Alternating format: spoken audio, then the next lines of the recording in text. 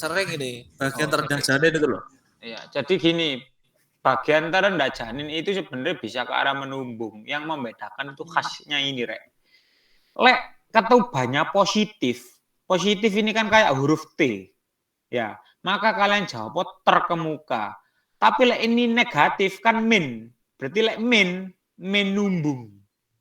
Ya, patokannya gitu. Apal no. Jadi kalian begitu mikir gini, alanya wah prolaps tadi pusat ini. Ada dua kemungkinannya. Langsung kalian cari ketubannya.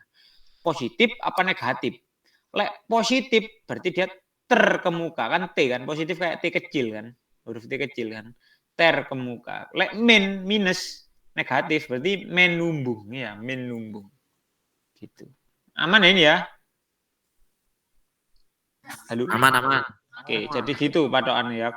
Nek misalnya kalian bingung harus kalian apa? Tali pusat terkemuka adalah keadaan prolaps tali pusat, di mana tali pusat di bawah bagian terendah janin ditandai dengan ketuban yang pecah mendahului. Terus marungu tali pusat menumbung adalah prolaps tali pusat dengan keadaan teraba tali pusat di bawah bagian terendah janin dengan ketuban tidak ditemukan karena belum ada efismen. Nah, itu kan bulat. Nek kayak gitu kan bulat, ya kan ya. Paling gampang ya itu tadi caranya. Begitu kalian tahu ini diagnosanya karena wis kok ini ono luru iki, ada luru ini, dua ini di jawaban, berarti kan prolaps tali pusat. Kalau udah tahu prolaps tali pusat antara dua ini, kalian langsung lihat ketubannya, ya. Ketubannya positif T kecil berarti terkemuka. Nek negatif min kan, simbol minus.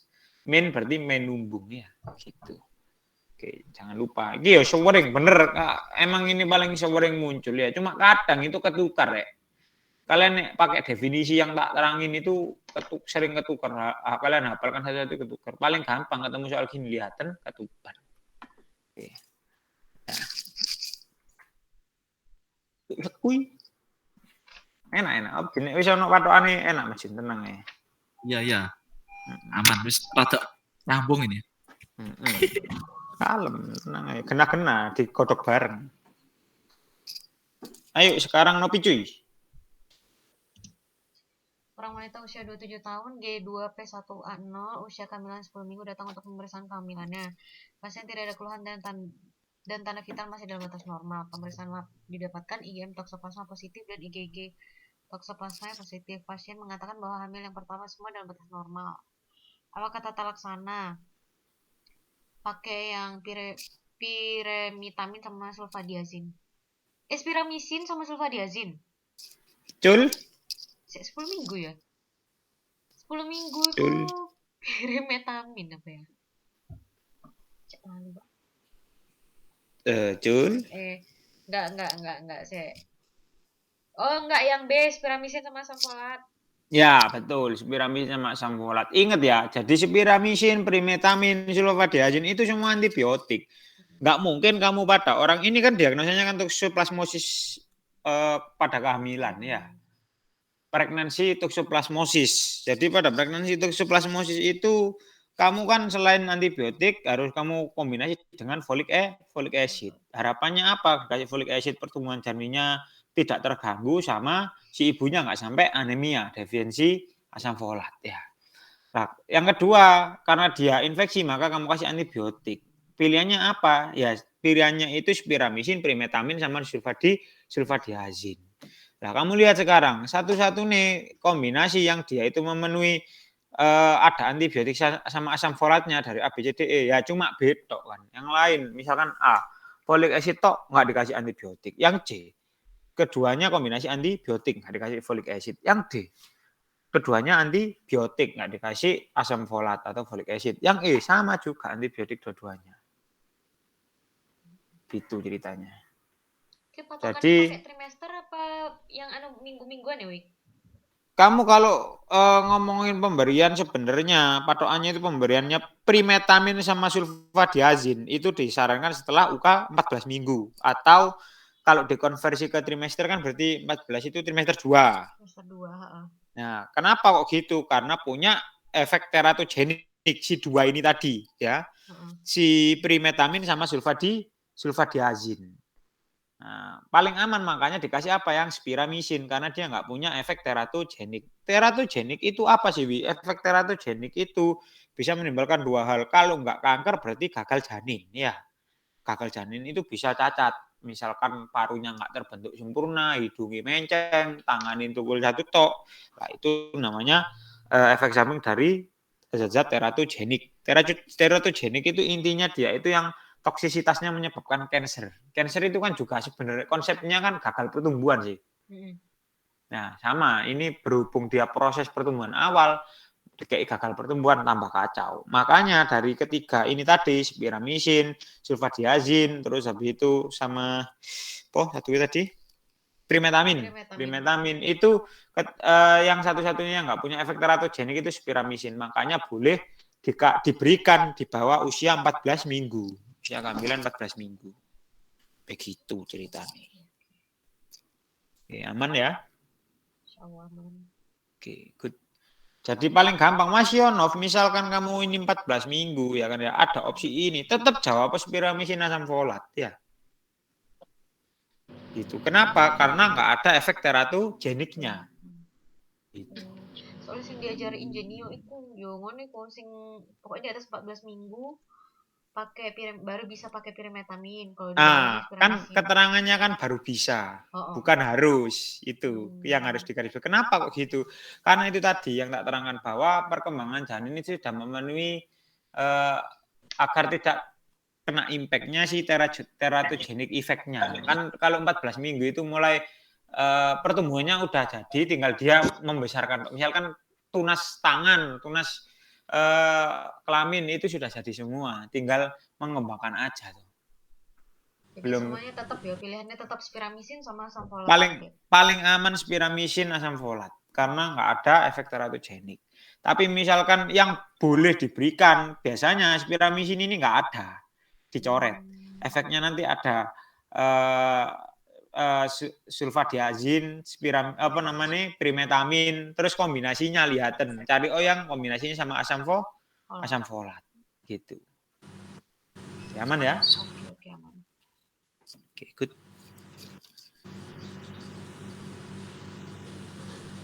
Oke, Nov, tadi yang punya teratogenik apa aja? Ya, Dari obat toksoplasma. Pirimetamin sama sulfadiazin. Oke, yang nggak punya? Spiramisin. Oke, berarti kamu boleh kasih yang punya zat teratogenik di usia kehamilan berapa? Di atas trimester 1, di atas 14 minggu. Trimester berapa? Trimester 1, di atas trimester 1. Trimester 2. Boleh kamu kasih. Itu 14 minggu itu trimester 2 ya? Oh, trimester 2 ya? Iya, gitu. Oke, aman? Aman. Oke, good. Sekarang kakak Ems, hajar kakak Ems. Wanita usia 25 tahun, hamil anak kedua, datang ke rumah sakit diantar oleh suaminya untuk memeriksakan kandungan. Ini merupakan kunjungan kedua dan telah direncanakan untuk dilakukan pemeriksaan USG. Pada pemeriksaan USG, pada usia kehamilan berapa femur length dapat dihitung? FL, femur length.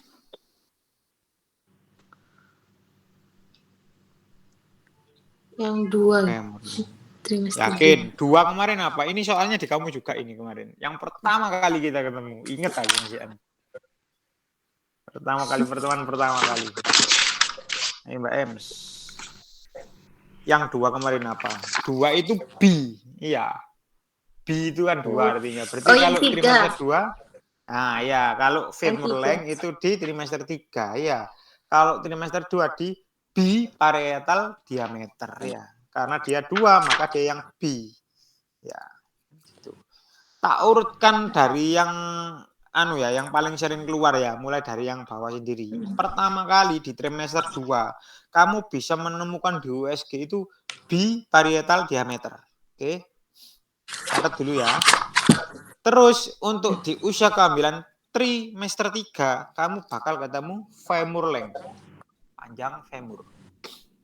Oke.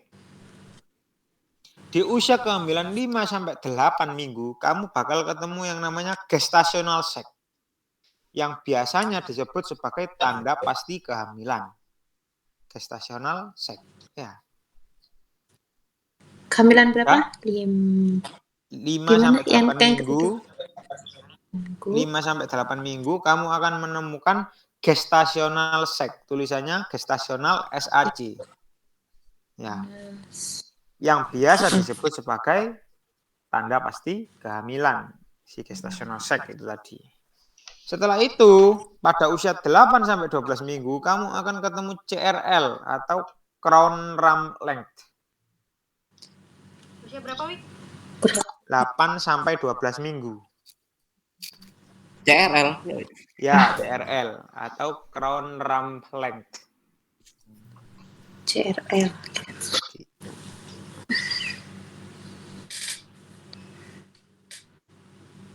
Oke. Bedain ya, tadi aku ngomong trimester sama ngomong minggu loh ya. Biasanya diganti belakangnya. Tadi yang ngomongin trimester berarti kan kalau enggak biparietal diameter ya femur length. Ya. Oke. Kalau ngomongin minggu berarti punyanya siapa? Gestational sex sama Terus CRL. Oke. Oke. Teliti ya, udah paham ya? Ya, hati-hati. Nek dek ngomong no minggu berarti dua yang gestasional sama CRL. Tapi lek ngomong trimester berarti yang biparietal diameter sama apa? Femur. Gitu. Ya, aman ya? Gengs? Iya. Ya, gitu. Jadi Aman, hati-hati sama satuan waktunya. Soalnya biasanya ngetriknya di situ. Misalkan kalian dikasih ini, minggunya itu misalkan dikasih gestational sex ditemukan pada keberapa usia kehamilan keberapa 5 sampai 8 minggu, 5 sampai 8 trimester. Lah itu biasanya yang A ditaruh yang 5 sampai 8 trimester. Jadi ketika kalian lihat langsung ngeklik, padahal yang E-nya ada 5 sampai 8 minggu. Kurang ajar soalnya biasanya gitu. Sama juga ini di parietal diameter ada tulisannya biasanya harusnya trimester kedua kan. Ada yang opsinya nanti minggu kedua. Hati-hati ya satuannya. Nek misalnya iki, Wik, misalnya trimester 2 ya. Nanti diganti sama dia pada usia kehamilan di atas 14 minggu, ngono. Di atas 14 minggu. Ditemukan apa? Lek di atas 14 minggu jatuhnya kan masuk di trimester 3 ya femur length. Oh. Pindah geser. Tapi nek pas 12 pas 12 minggu jatuhnya di biparietal diameter tuh. Pas misalkan minggu. pas. Iya. Jatuhnya. Paham maksudnya? Cuma nek soal kayak gitu itu nggak mungkin. Soalnya apa? CRL itu juga cut off-nya di 8 sampai 12.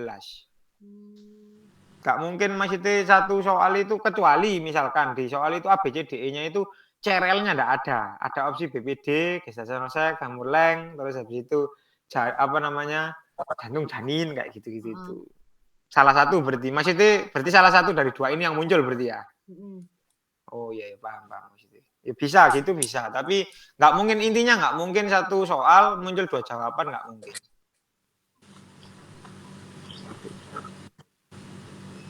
Clear ya ini ya?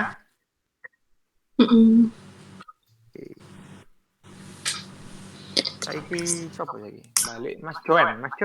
Hajar Mas Joen. Aduh, Ika ya.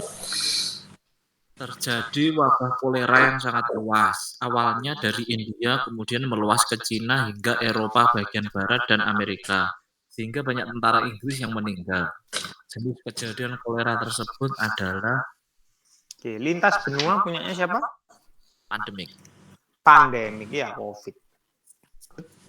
Gampang ya ini ya, wabah penyakit menular masyarakat tok konsepnya. Kalau endemik dia terjadi di suatu populasi. Bedanya masyarakat populasi nek populasi itu biasanya bahas apa? Contohnya provinsi ya. Nek wabah di suatu desa misalkan itu. Kalau outbreak di suatu daerah kecil tok ya. Kalau sporadik itu khasnya ini. Frekuensinya berubah-ubah. Maksudnya gimana? Misalnya gini. Di bulan pertama kalian ketemu 1 anak diare. Bulan kedua nemu 8. Bulan ketiga nemu cuma 2 orang. Nah, itu namanya sporadik. Jadi nggak pasti ya, berubah-ubah.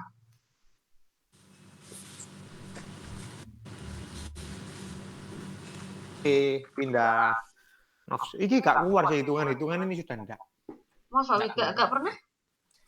Memang sejak sebelumku sak joke gelombangnya sopo 2012 gelombang 2 lah gak salah, itu sudah nggak boleh ada UKM PPD soal hitungan, nggak boleh aturannya, karena nanti dianggap kalau ada yang nggak lulusnya itu gara-gara kekurangan waktu dalam menghitung. Makanya soal hitungan sekarang sudah nggak boleh, bolehnya rumus. Jadi nanti kalian hafalin yang ini. Ditanya di ABCN ya munculnya gini rumus nanti. Jadi bukan dalam rupa angka lagi. Enaknya gitu. Cuman kalian harus ngapalkan ini jadinya. Jadi bikin tabel nanti positif tes, negatif tes ya. Di sisi itu pokoknya gini sih gampangannya. Dalam membaca ini ya. Kalau sensitivitas berarti kan A per A plus C, ya kan ya. Berarti kalian lihat tabel disis. Wah, kayak di blok ya. Gimana ya cara ngeblok? Pakai pen aja bisa nggak coba? Pen. Pokoknya gini wis, tabel yang disis ke bawah ini ya, itu fokusnya untuk sensitivitas. Jadi yang A dibagi A plus C. Ya, di tabel disis ini kalian ketemu namanya sensitivitas. Di non disis kalian ketemu spesifitas. Rumusnya sama, D per B plus D. Ya, D per B plus D dibalik. Kalau yang tadi kan dari atas ke bawah, A per A plus C. Kalau spesifisitas itu dari D per B plus D. Jadi dibalik. Ya. Baru kalau kita ngomongin positif predictive value, kalian nggak usah ngapalin rumusnya, sebenarnya dari namanya kelihatan. Kalau positif predictive value berarti kan prediksi yang positif. Prediksi yang positif berarti kan yang true positif, yang pasti benar, yang pasti benar dibagi A plus B. Jadi miring ke kanan. Karena dia gini cara bacanya, karena dia positif predictive value, kalian cari tabel yang ada kata-kata positifnya. Positif tes ya, maka dia garis semua ke kanan, A per A plus B. Kalau negatif predictive value sama, kalian lihat yang negatif sama kayak yang tadi, dia kebalikannya, ini D per C plus D ya. Selalu kebalikannya ya. Oke, kalau sensitif berarti kan yang paling sensitif, yang paling akurat, maka lihatnya di true positif. Tapi kalau spesifik berarti kan yang dia khas untuk itu, berarti cari yang di true negatif. Gitu. Oke, aman ya ini ya. Nanti dihafalkan lagi, di screenshot aja bisa kan ya, di screenshot. Nanti aku bacanya gitu sih. Sensi lihat tabel disis, spesi lihat non disis ke bawah. Kalau PPV atau positif predictive value berarti kita cari yang positif juga, tabel positif jatuhnya ke kanan. Kalau yang negatif kita lihat juga yang negatif tabel negatifnya arahnya juga tabel miring ke kanan, tapi kebalikannya D per C plus D. Keluarnya nanti dalam bentuk rumus kayak gini. Aman ini ya? Aman. Oke, Mbak Ems. Seorang dokter keluarga merawat pasien dengan riwayat DM tipe 2 selama 15 tahun. Saat ini terdapat adanya ulkus gangren pada kaki kiri. Mengatasi hal tersebut, dokter merujuk pasien ke dokter spesialis penyakit dalam di rumah sakit dan tetap memberikan terapi pada keluhan pasien yang masih bisa diatasi olehnya. Tipe rujukan pada kasus ini, berarti dia ikut ini ya? Ini yang waktu itu soalnya Novia. Ingat aku Mas ya. Waktu itu soalnya Novia. Lihatin ini konsep awalnya. Ini kan dokter umum yang pertama ngerawat. Dokter umum pindah ke spesialis. Berarti punyanya siapa? Punyanya dokter IGD itu ya, Cross. pokoknya dokter umum pindahnya ke spesialis. Berarti punyanya yang mana? Iya, cross. Dari ABCD ini. Yang cross. Yakin? Iya. Kalau Yakin. yang tunggu. Kalau yang intra itu titipan, inter titipan. Kalau kolateral itu kan konsul. Kalau cross dari IGD Oke, kolateral tadi apa? Kolateral tadi apa? konsul. Konsul. Oke. Berarti dia ngasih terapi nggak nantinya? Misalkan nih, Mas Jun spesialis nih, spesialis internal. Mbak Emma konsul ke Mas Jun, misalkan Mbak Emma konsul. Pak Dokter Jun spesialis anestesi, spesialis penyakit dalam. Ini ada pasien saya sakit lambung. Saya kasih apa ya? Gitu. Terus habis itu dia ngomong ke kamu kasih ini. Terus yang ngasihkan kan kamu nantinya. Nah, berarti pada kasus ini melimpahkan tanggung jawab apa konsul? Iya konsul. Oh iya. Konsul. Berarti jawabannya yang mana? C. Iya, yang kolateral ya. Kalau cross referral itu dia melimpahkan tanggung jawab ya. Kalau kolateral itu jatuhnya dokter umum ke spesialis memang beda. Tapi dia kan masih memberikan ini nih jebakannya. Dia tetap memberikan terapi. Maksudnya ya konsul itu konsul ya, kolateral konsul. Tapi kalau dia nggak ada keterangan ini, nggak ada tetap memberikan terapi pada keluhan pasien yang masih berjalan. Berarti jatuhnya di cross karena dilimpahkan ya. Kalau kolaten itu nggak harus spesialis ke spesialis ya? Nggak harus. Bisa dokter umum, tapi harus ada ini keterangannya ini ya. Tetap memberikan terapi. Kalau tetap memberikan terapi, berarti kan dia cuma konsul aja. Gitu. Makanya tak jabarkan tadi katakan kamu punya pasien, Mas Jun jadi spesialis. Beda kalau kamu cross, contohnya gini Mbak. Kamu punya pasien, dok ini saya ada pasien, ada misalkan. Dengan gangren pedis, butuh dibersihkan lukanya. Oh ya, bawa ke OK. Nah, berarti yang melakukan tindakan kan spesialisnya. Mbak kan tidak melaksanakan lagi tindakannya. Nah, itu namanya cross, dilimpahkan. Gitu. Aman ya? Aman. Kenapa aku ngomong dilimpahkan? Kalau aku pakai istilah ahli rawat biasanya kayak di Ingenio, di buku-buku Depoin itu kan pakainya ahli rawat ya kan ya. Ahli rawat itu aku khawatirnya ya kayak gini. Kalian mikirnya wah ini sing ngurus spesialis ahli rawat berarti. Jawabnya nanti ke cross. Padahal maknanya ahli rawat itu kalau misalkan dia nanti masih terapi berarti dia jatuhnya bukan ahli rawat tapi konsul ya. Karena si dokter masih memberikan terapi.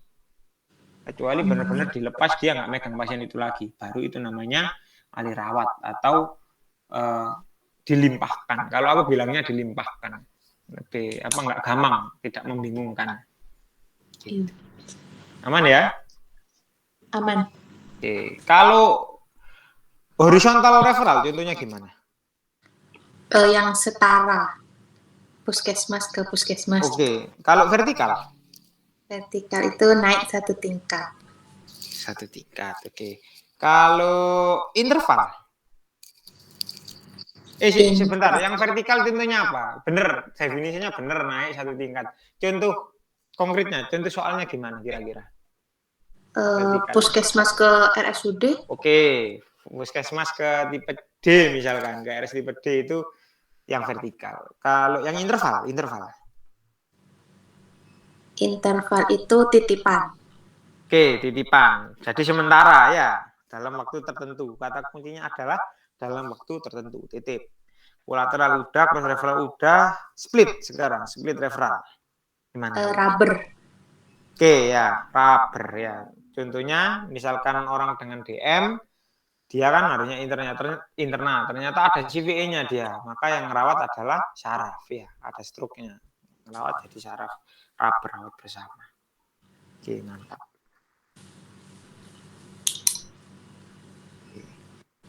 Oke, sekarang Kakak Joen. Balik lagi ke Kakak Joen. Suatu puskesmas yang dipimpin oleh dokter keluarga rutin melakukan berbagai kegiatan guna meningkatkan derajat kesehatan wilayah cakupannya. Salah satu kegiatan rutinnya adalah melakukan imunisasi. Pada sistem pencatatan puskesmas, hal ini dicantumkan pada formulir.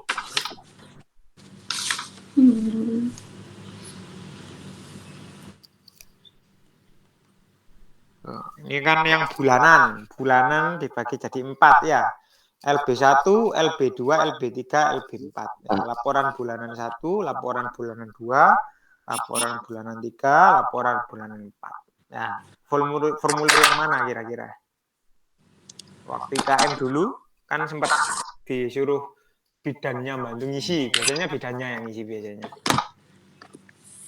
Online, wih. Satu. Cul? Wah, ini gak aneh. IKM Belum pernah Iya. ketemu soalnya ini ya. Belum pernah ketemu soalnya dan belum pernah waktu IKM online juga ya kalian. Iya. Oke, jadi ini fungsi apa namanya dampak positifnya kalau dipekerjakan oleh ibu-ibu bidan dan bapak-bapak perawat ya, Rek. Fungsinya ternyata berfungsi juga. Aku dulu merasa nelongso gitu dipekerjakan paksa. Sekarang berfungsi ternyata. Oke, catatan ya, Rek ya. LB1, laporan bulanan 1 itu ngomongin jumlah penyakit di daerah itu. LB1. Ya, jumlah penyakitnya atau jenis penyakit. Terus pokok kasus-kasus penyakit lah. Itu LB1. Kalau LB2, laporan bulanan 2 itu ngomongin laporan obat. Bulan ini habis obat apa aja. Digaiku obat fungsinya LB2 itu ya. Atau klaim-klaiman BPJS juga pakai LB2. LB3, laporan bulan 3, itu isinya laporan gizi, KIA, KB, imunisasi. Beneran tadi. Oke. Laporan gizi, KB, imunisasi. KIA. KIA. Sudah? Udah. Tahu kan? KIA itu kesehatan ibu anak itu loh, ibu dan anak itu loh. KIA ya. Terus kalau LB4 itu laporan kegiatan puskesmas. Contohnya apa? Penyuluhan, itu masuk di LB4. Ya. Terus habis itu kesling, kayak bantu bikin apa namanya? Bikin gorong-gorong. Nah, itu masuknya di LB4. Ya, laporan bulanan 4. Kegiatan puskesmas. Udah ya, itu untuk laporan bulanan. Sekarang catatan lagi, Rek. Ini untuk laporan tahunan ada 3 lembar. Ada 3 laporan biasanya. Dibagi jadi LT1, LT2, LT3. Oke? Oke. Nah, laporan tahunan 1 itu ngomongin dasar puskesmas, data dasar. Contohnya apa bukan kepegawaian. Data dasar puskesmas itu strukturalnya. Itu dasar puskesmas, data dasarnya puskesmas yang dicakup siapa aja kayak gitu-gitu itu. LT2, laporan tahunan 2 itu ngomong data kepegawaiannya. Data kepegawaian puskesmas. Ada berapa dokter, berapa perawat. Itu di LT2, laporan tahunan 2. LT3, laporan tahunan 3 itu ngomongin sarana prasarananya puskesmas, mulai dari alat-alatnya, sarana prasarana puskesmas, mulai dari instrumennya apa aja yang ada di puskesmas itu, ranapnya ada berapa, pustu, terus habis itu puskesmas pembantunya itu ada berapa, kayak gitu-gitu. Itu di tahunan 3. Oke, aman ya ini ya? Aman.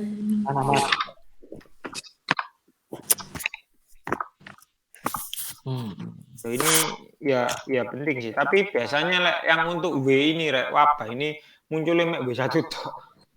Yang W2 aku gak pernah ketemu soal-soalnya. Laporan W1. Oke, aman ya? Aman. Nah, ini hitung-hitungan Kak keluar juga nggak usah ini. Sama ini intinya rumusnya yang keluar nanti.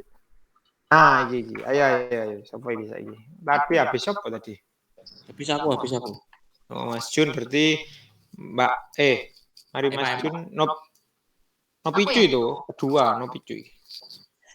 Pada wilayah kerja suatu puskesmas terjadi. Hah? Bentar. Apa, Kong? Coach basket ya.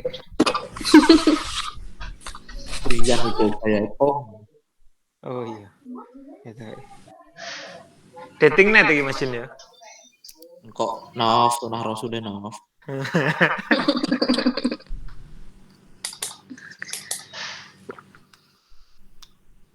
Mbak M itu temannya Mbak Ririn tak Mbak M? Mbak Ririn, Riwayata. Ririn siapa? 2012 apa 2011? Riwayati itu loh, Mbak. Riwayatu. Oh, Iya. Iya. Pantesan kapan hari Mbak Ririn ngontak aku kapan hari kan Ismari ya Novici mari tadi. Wes. Oh ya lanjut saya ngobrolnya setelah pos ini aja. Oke. Wilayah kerja suatu puskesmas terjadi kejadian luar biasa campak. Dokter puskesmas menggalakkan vaksinasi campak pada seluruh penduduk yang beresiko. Hal ini dimaksudkan untuk meningkatkan usaha pencegahan terhadap kejadian campak di wilayah kerja puskesmas.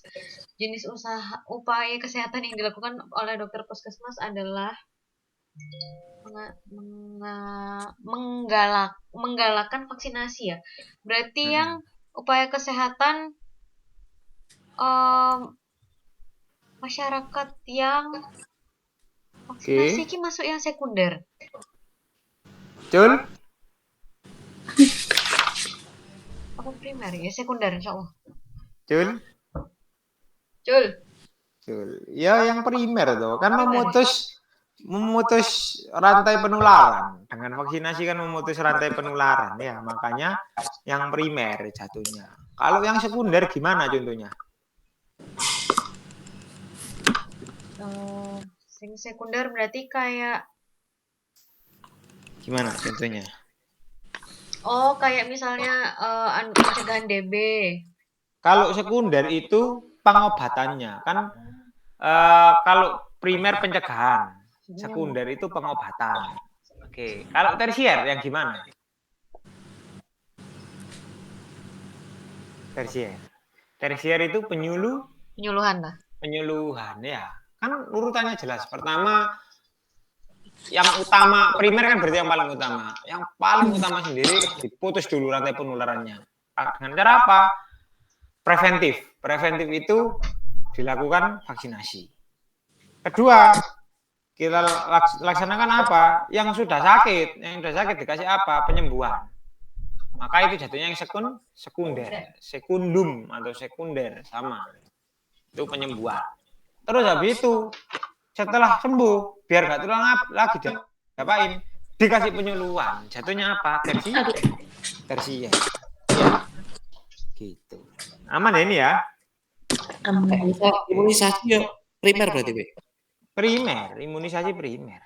Lek sing perorangan, Wik.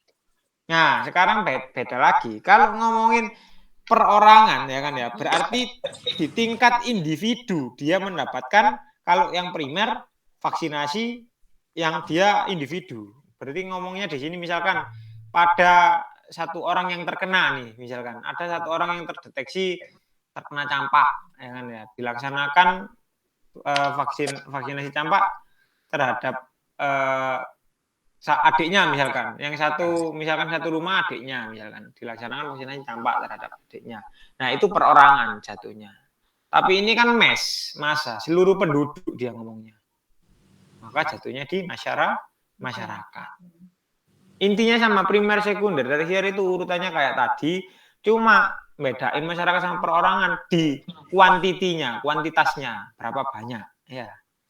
Nek Solo ya berarti perorangan, tapi nek secara cakupan berarti ngomongno masyarakat gitu.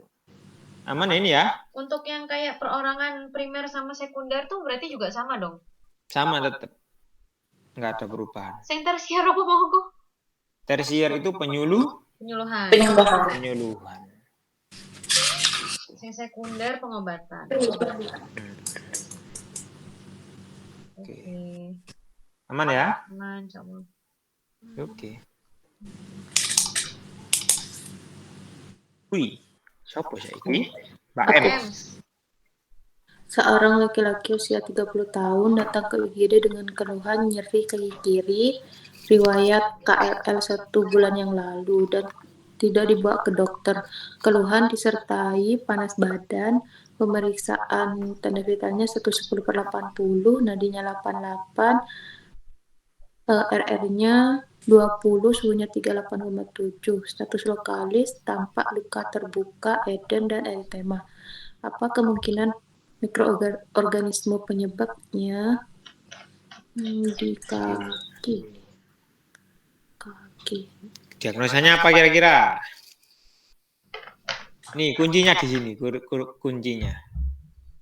Nah, kuncinya di sini. Riwayat KLL. Tak tambahi lagi. Ini udah ya. Tak tambahi lagi. Ini. Ada ini. Novia nggak boleh clue. Ayo, Mbak Ems dulu. Ayo. Terus ini sekarang. Nah, ada riwayat KLL 1 bulan lalu. Nggak dibawa ke dokter sama dia. Loh, sekarang kok suhunya 38,7. Ada apa kira-kira? Kenapa pasien ini kira-kira?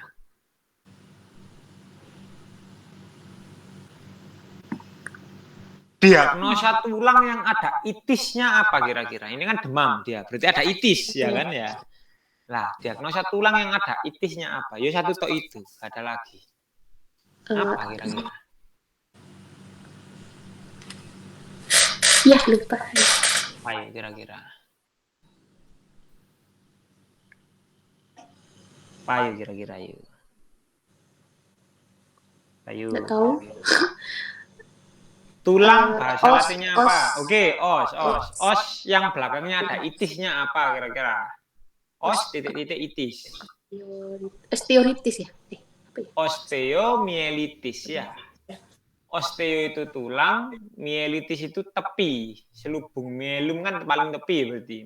Kalau mielitis itu berarti luka pada tepi tulang. Khas pada orang-orang dengan KLL, nggak dibawa ke dokter, nggak dapat injeksi antibiotik dia. Nggak dapat F3 dia kan ya, nggak dapat F3, terus habis itu lukanya nggak mau nutup dia, terus-terusan akhirnya produksi pus, namanya osteomielitis. Nah, kira-kira kalau udah tahu ini osteomielitis penyebabnya apa? Yang kapan hari tak suruh nyatet? Ini aureus. Yang aureus ya, yang A ya. Iya. Ya, A ya, bener ya. Jadi alurnya kita tadi tahu si tulang ini mengalami patah terbuka. Mengalami patah terbuka otomatis merobek kulit. Padahal kulit itu punya flora normal. Flora normal itu bakteri yang memang harus ada di suatu organ. Itu namanya flora normal. Apa flora normalnya? Staphylococcus aureus. Itu flora normal yang ada di kulit. Ya. Menyebabkannya apa? Menyebabkannya ya itu tadi. Menyebabkan dia osteomielitis. Sama halnya kayak waktu endokarditis, ingat nggak konsepnya? Kan kapan hari pernah tuh ada soal orang habis disuntik, habis diinfus nih, terus habis itu tiba-tiba dia mengalami endokarditis. Kok bisa ya? Sejarahnya gitu tadi. Asalnya si Staphylococcus aureus dia ada poda entry itu pintu masuknya dia lewat jalur bekas suntikan tadi, dia nggak didisinfektan, nggak diswab alkohol, hidup dia akhirnya masuk melalui pembuluh darah, dia berkoloni, memproduksi dirinya makin banyak, akhirnya nyumpel karena dia menggerombol nyumpel pembuluh darah jantung. Terjadilah dia endokarditis gitu ceritanya. Sama kayak ini, cuma ini posisinya di tulang ya, bukan di jantung. Jadinya osteomielitis. Oke, ini aman ya ini ya? Aman. Oke. Ingat si tak balik kopinya di back. Nah ini. Si Staphylococcus aureus ini sebenarnya adalah flora normal di mana di kulit. Makanya khas orang-orang dengan penyakit yang penyebabnya adalah Staphylococcus aureus pasti ada podaentry, luka terbuka, bekas suntikan, bekas silet, pokoknya luka ada podaentry, ada pintu masuknya ya. Gitu ceritanya. Nah, ini ada osteomielitis akut sama harusnya ada lagi satu namanya osteomielitis subakut ya. Osteomielitis subakut itu dia ada produksi pes di dalam tulangnya. Justru yang subakut itu yang sering muncul. Gitu. Oke. Lanjut. Topo iki sekarang. Oke. Mari malah Jun. Iya. Mari Mbak M Mas Jun. Oh, namanya Mas Jun iso. Orang wanita tahun oleh keluarga ke IGD karena tidak sadar sejak 15 menit yang lalu. Setelah sebelumnya mengalami mencret 3 hari. Keluarga mengaku pasien mencret sekitar lebih dari 10 kali sehari. Tetapi pasien menolak untuk dibawa ke dokter. Selama sakit, pasien mengalami penurunan nafsu makan maupun minum. Biasanya hanya berbaring dalam kamar. Saat diperiksa, pasien tampak tidak sadar dan lemah. GCS 124, akral dingin, pucat dan basah, tensi 70/50, nadi 117, RR24, suhu 36,2. Perkiraan kehilangan cairan pada pasien ini sebanyak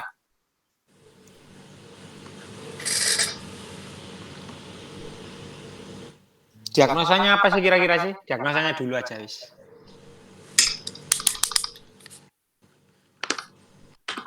Tensinya 70/50. shock ini. Shock, oke. Shock yang apa kira-kira? Hipovolemik, oke, good, mantap ya. Kehilangan cairan maka volume cairannya dia turun. Disebut sebagai shock hipovolemik. Ditambah pasiennya tidak sadar. Lah kira-kira shock hipovolemik ini masuk kok ada muncul apa ini? Nah, oke. Shock hipovolemik ini kehilangan cairan berapa persen pada kasus ini? Yang paling parah. Ya bener. Jawabannya lebih dari 40%. Oke, sekarang catatan ya, Rek ya. Tak kasih kerpean buat kalian. Shock hipovolemik itu dibagi menjadi 3, Rek. Ada ringan, sedang, berat. Ya. Ringan, sedang, berat. Oke. Ringan itu dia patokannya kurang dari 20% volume darah. Jadi yang menghilang cuma kurang dari 20%. Misalkan 15, 18, 10, 5, pokoknya kurang dari 20%. Itu disebut dengan shock hipovolemik ringan. Itu kalau dari prosentasenya. Klinisnya yang muncul akral dingin. Oke. Pengisian kapiler meningkat. Waktu pengisian kapiler meningkat. Oke. Cemas atau anxiety. Garing anxiety. Terus vena kolaps. Anxiety. Oh, anxiety. Nah, anxiety sama vena kolaps. Itu ngomongin ringan tadi. Sudah dicatat? Sudah. Oke. Pindah lagi geser. Sekarang sedang. Sedang itu 20-40% volume darah yang hilang ya. Itu ngomongin sedang. 20-40% volume darah yang hilang. Oke. Sudah ya. Tak lanjut klinisnya sekarang ya. Itu tadi kan volume prosentasenya. Kalau klinis yang muncul ya kan ya, itu sama kayak ringan, ada tambahan ya. Takikardi, takipnyu, oligouri sama hipotensi ortostatik. Takikardi, takipnyu, takipnea. Oligouri sama hipotensi ortostatik. Hipertensi, orostat. Oke.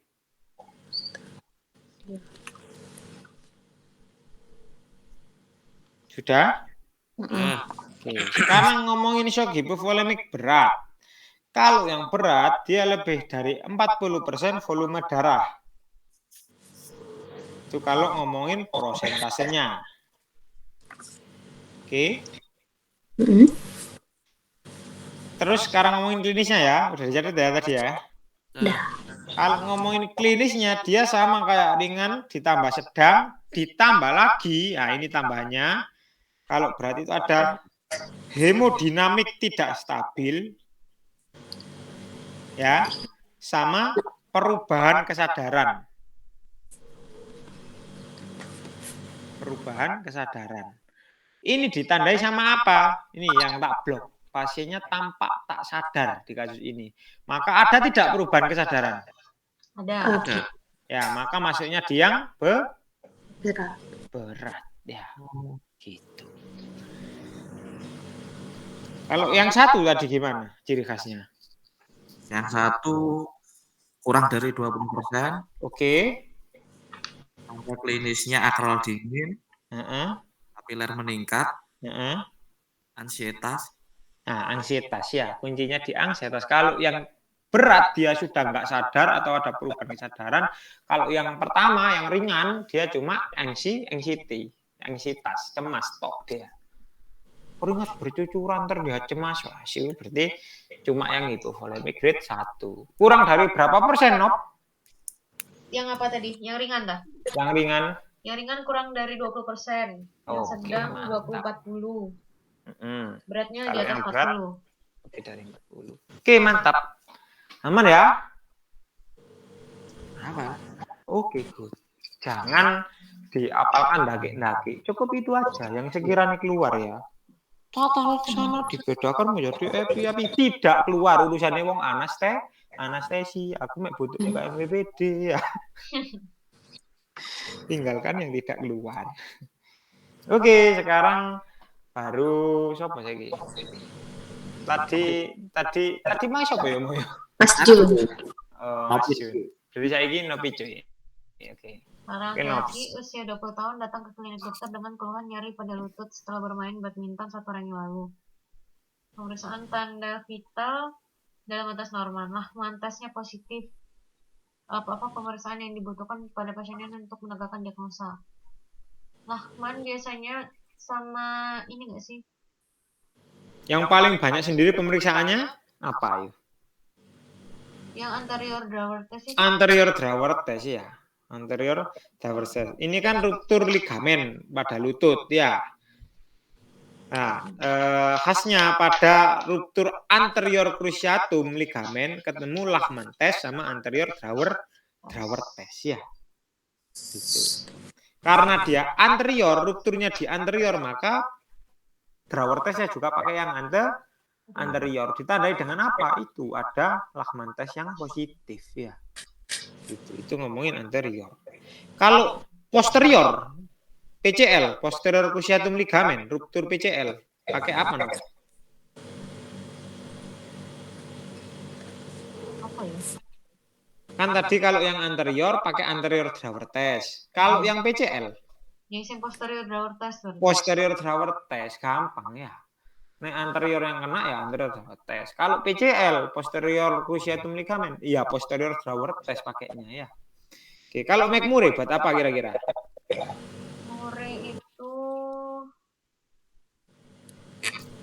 Murray itu lihat yang medial itu bukan sih?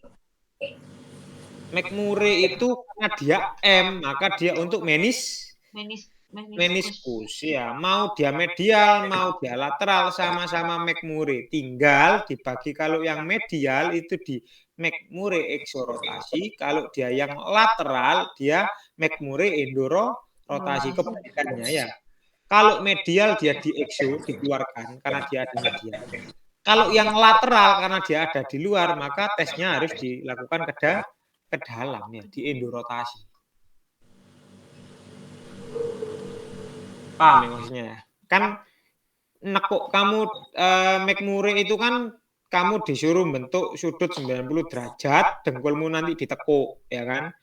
Kalau buat ngetes yang dalam, berarti kan kamu tekuknya harus keluar.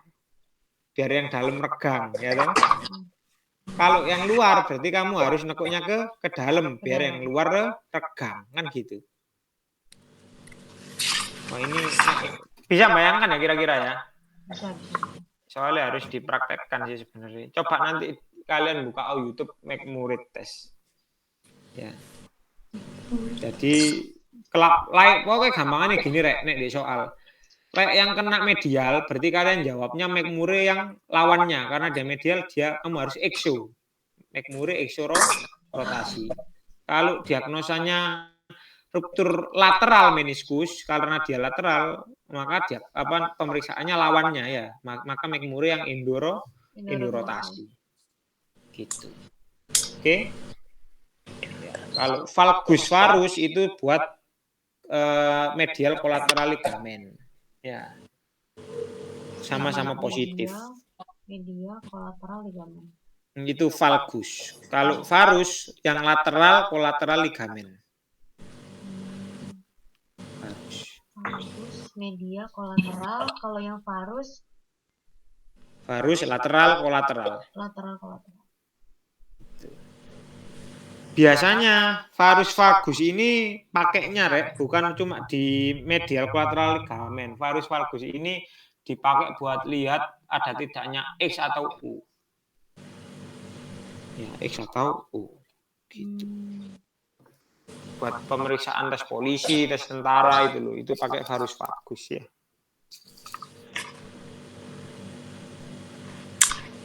Nah, ini ada gambarnya. Nah, ini lihatin rek. Kan kalau ruptur medial meniskus ya kan kalian lakukan make murid eksorotasi ya toh. Makanya kalau eksorotasi kan kamu tekuk keluar nih, ini yang bawah ya kan ya. Ini kamu kalau lateral itu kan ini kamu tekuk keluar. Satunya ini kan lututnya ke dalam tuh. Paham nggak? Gini. Meniskus kan ada di lutut. Ya toh? Ini. Dibagi jadi dua, di medial di sisi sini sama di lateral di sisi sini. Ya. Kalau yang trauma yang dalam berarti kan kamu harus merenggangkan yang dalam, diodot. Yang dalam ini diodot dengan cara apa? Ditekuknya keluar kakinya. Ini namanya make murid eksorotasi. Ini kanannya keluar. Sehingga dia nekan ke dalam, ini molor. Tahu nggak? Kalau dia nyeri, oh ya bener berarti ruptur medial meniskus. Sementara ini kebalikannya. Untuk tahu lateralnya, berarti kan kamu penggangkan keluar, narik kakinya kamu dorong ke dalam. Arahnya ke sini. Harapannya apa? Yang sini penggang, kalau nyeri berarti positif. Gitu. Oke, itu tadi ngomongin make murid. Nah, ini varus valgus. Biasanya buat orang X atau O ya. Oke, sekarang pindah Mbak Ems. Seorang perempuan usia 40 tahun datang ke klinik dokter dengan keluhan punggung terasa kaku. Pemeriksaan tanda vital dalam batas normal. Pemeriksaan radiologi ditemukan gambaran ini.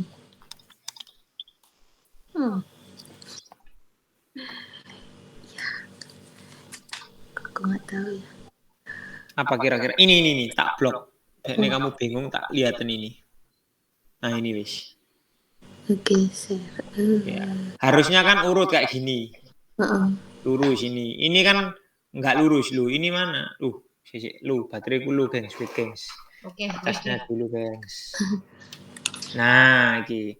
Nah, harusnya kan ini kan ada lurusannya. Lu ini gesernya sampai ke sini. Geser ini ya tumpuannya ya. Kalau tulang geser, diagnosanya apa kira-kira?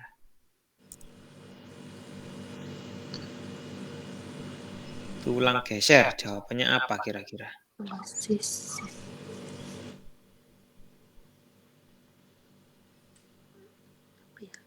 Spondilosis. Spondilosis, yakin? Geser. Tulang geser. Kalau geser itu spondylolistesis, Mbak. Catatan ya, Rek, ya. Tulang geser spondylolistesis. Kalau spondilitis karena dia itis itu artinya inflamasi pada vertebrae ya. Listesis geser, litis itu luka, infeksi ya, infeksi di vertebrae. Oke. Kalau ankylosing spondylosis itu vertebrae menyatu. Nama lainnya bambu. Kecepatan aku. Kalian harus dulu satu-satu ya. Tak ulang ya. Spondylolistesis itu tulangnya geser. Listesis tulang geser. Ya, listesis ya, listesis geser. Kalau spondilitis ada peradangan pada vertebrae ya, karena itis maka dia radang. Oke.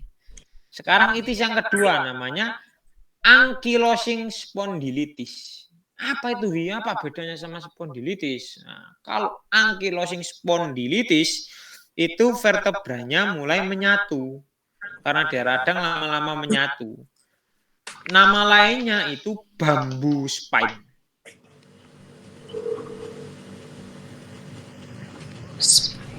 Ya. Lah terus itisnya di apa Wi? Itisnya Wi? Belum selesai. Biasanya ankylosing spondylitis itu ada kepanjangannya, Rek. Ankylosing spondylitis TB.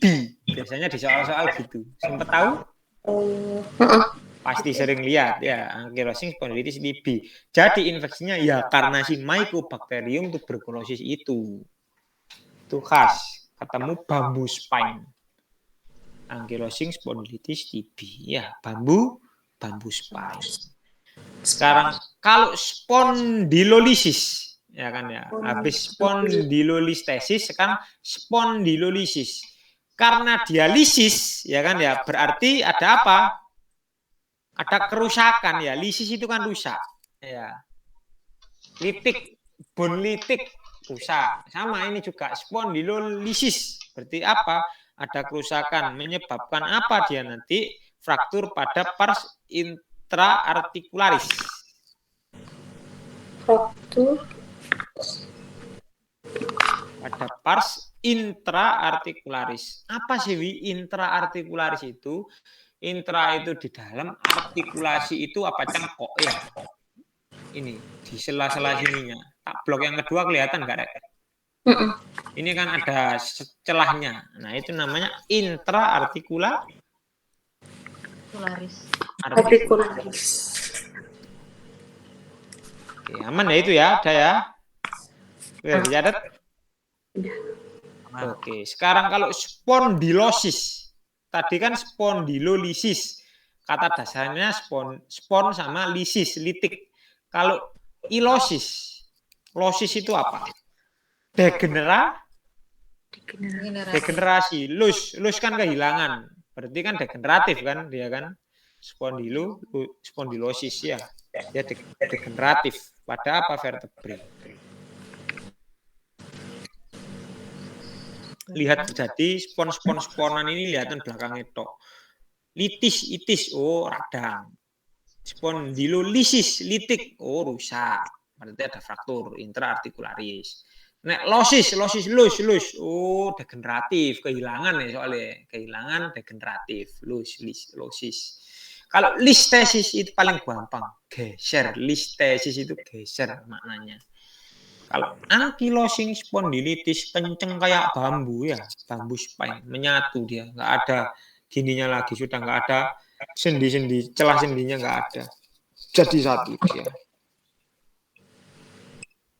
Pada TB. Oke, aman ya ini ya? Aman. Udah dicatat semua?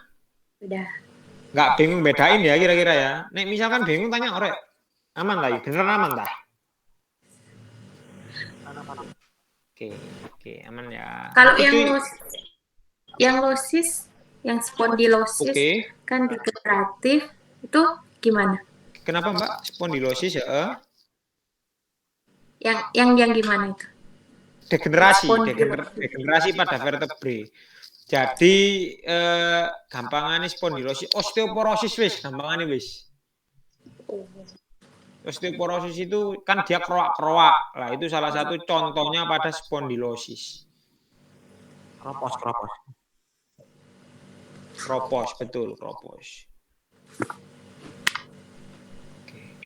Aman ya? Kropos hilangnya tuh ya mana maksudmu Wik sing spondilosis barusan? Spondilosis kan proses degenerasi. Berarti kan tulangnya menua. Heeh. Bolong-bolong kan pasti kan, kehilangan zat tulangnya kan. Akhirnya kayak osteoporosis kan. Osteoporosis kan gampangannya koyo salah satu bentuknya spondilosis itu ya osteoporosis itu. Yang paling parah tapi itu udah. Yang paling parah jadi osteoporosis. Bisa bayangkan kira-kira ya. Jadi maksudnya spondilosis itu scale besarnya. Mulai dari yang paling ringan sampai osteoporosis itu golongannya masuk di spondilosis. Keroak kecil, keroak akeh, itu spondilosis.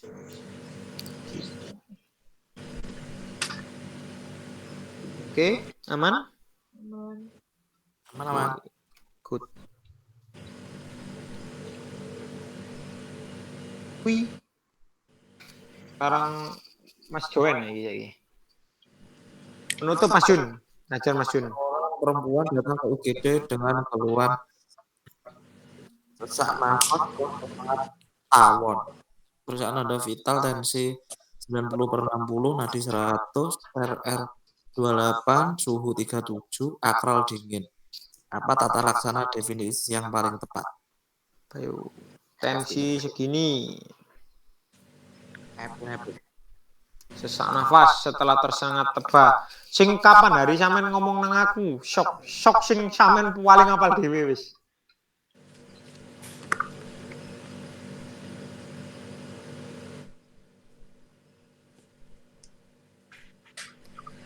Apa ya? Shock karena tersengat lebay, shock apa Mbak? Mas kira-kira Mas. Ini anafilaktik. Yo, mantap. Anafilaktik ya. Shocknya namanya anafilaktik.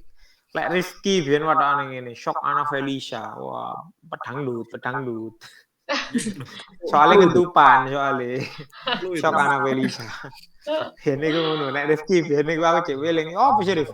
Bingung aku ana wis pokoke anafilaktik iku anafilisa ngentupan pedangdut soalnya. Anak jada, rem jada Rifki. Tapi ya tadi apa lagu gara-gara ada iki ya. Kasih ya tensinya 90/60 shock terus gara-gara tersengat lebah. Shock anafilaktik. Dikasih apa Mas Jun kalau shock anafilaktik? Epinefrin. Epinefrin ya. Wis khas jawabannya bener epinefrin. Good. Kalau yang diinjek itu kan ada shock anafilaktik yang pemberiannya IV itu, yang adrenalin. Iya epinefrin Mbak. Kalau shock anafilaktik pakainya epinefrin. Yo adrenalin bisa, tapi jatuhnya nanti bukan shock anafilaktik tok. Semua shock pasti dikasih adrenalin ujungnya.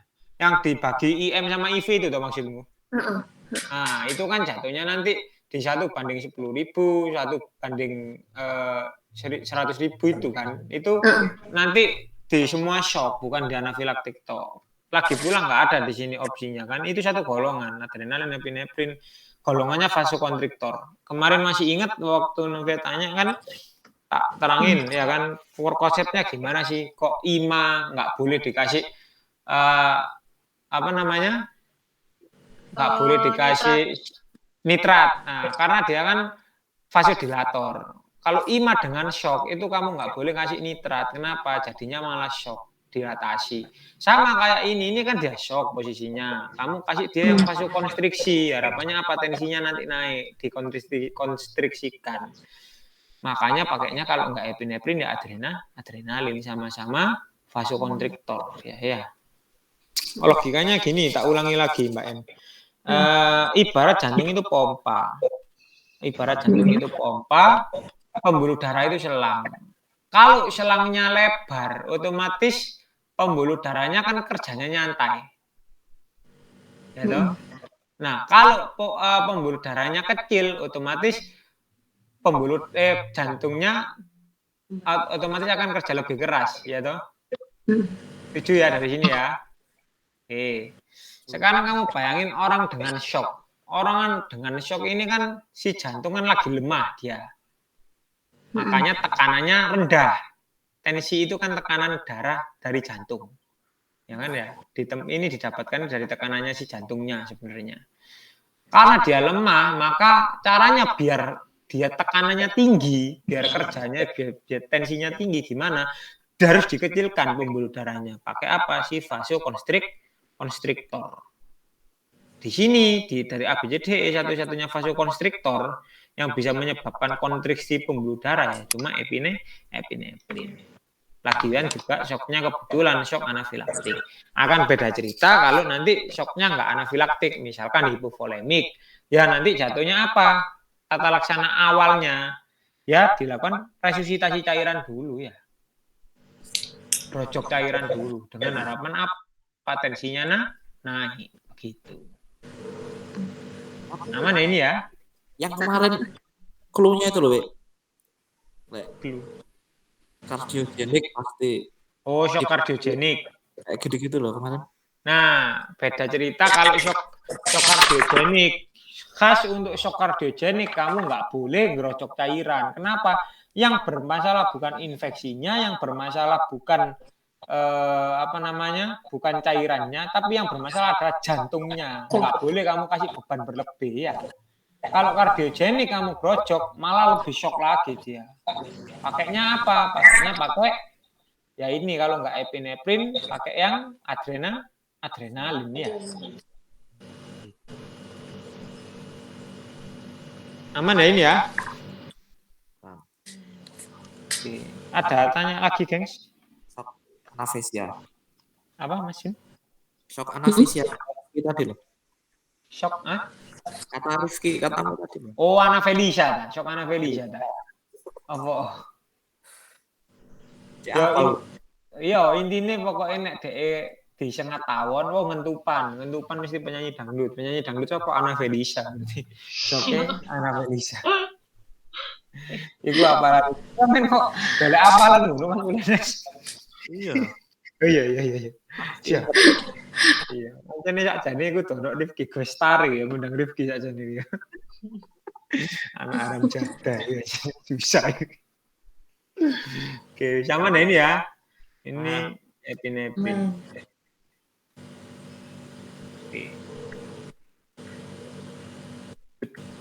Oke, 105 kita lanjut besok ya.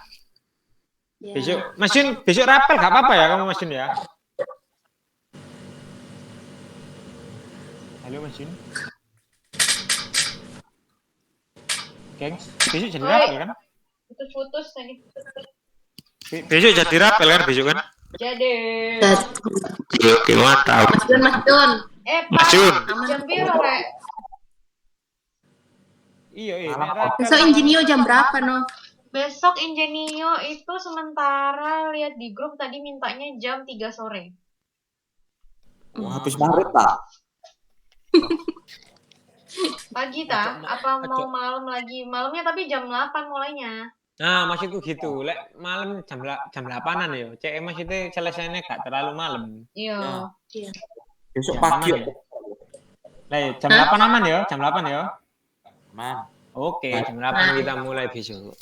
Kita rapel ya. Opsin lagi tapi. Apa, Mas? Opsin. Yo ngelanjut soalnya ini. Lanjut